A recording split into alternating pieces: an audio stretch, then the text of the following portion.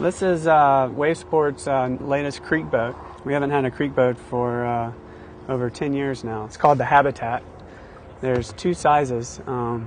This is the larger of the two, 80 gallons, and the smaller one is 74. It's basically a creek boat that is focused on safety, expedition, and speed and punching, going over waterfalls and punching through holes.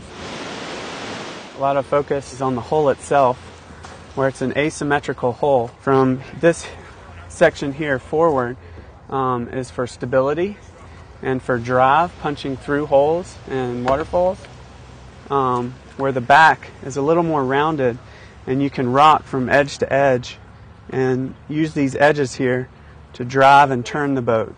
The deck is rounded so that the boat actually sheds the water for controlled resurfacing when you're coming off of a drop.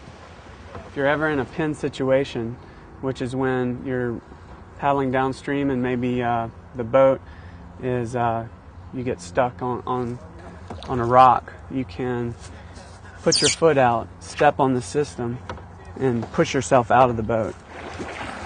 The idea is to be different in the first place. So we talk about the tie warp nose. We have it on our touring paddles. We have it with our whitewater paddles.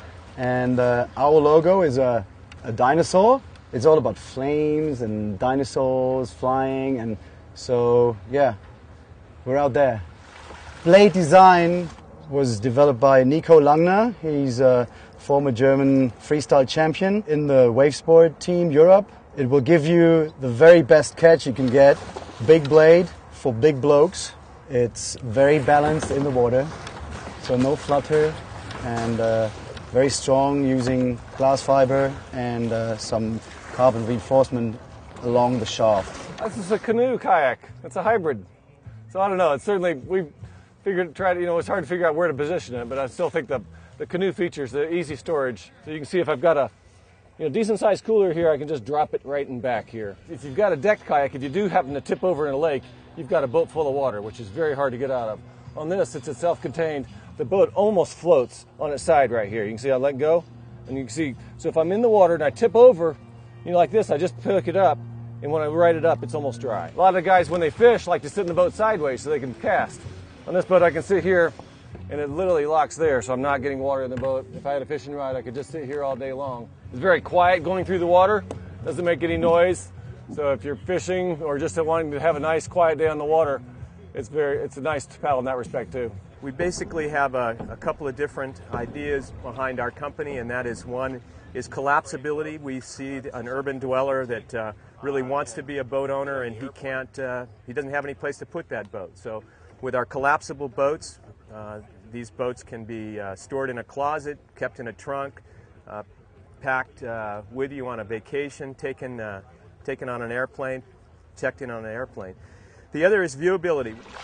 Utah's beautiful, but Utah's got underwater view, and Utah has top of the water view. And with our boats, there's always that connection to the viewability under the water as well as on top of the water. I'm a swimmer, and I've seen some really fabulous things in the water. And I thought that non-swimmers would really like to do that as well. And a lot of non-swimmers, they're either afraid of what's in the water or they don't feel comfortable with their swimming ability. So to put them in a boat that's pretty easy to paddle, they can enjoy some of the same kind of things that a swimmer could see, or a scuba diver actually. With a Molokini, this boat right here, if you can see 50 feet down with a mask, you could see 50 feet down in this boat. It's like being suspended in a mask on your whole body. So that's really the inspiration behind the product. We call them hydropeds, and this is our single model, and it is propeller powered. As soon as you get into the boat, you notice that it's very stable immediately. You can do anything you want to with it. Ramming speed! And in just a second or two, you can do whatever you want to do.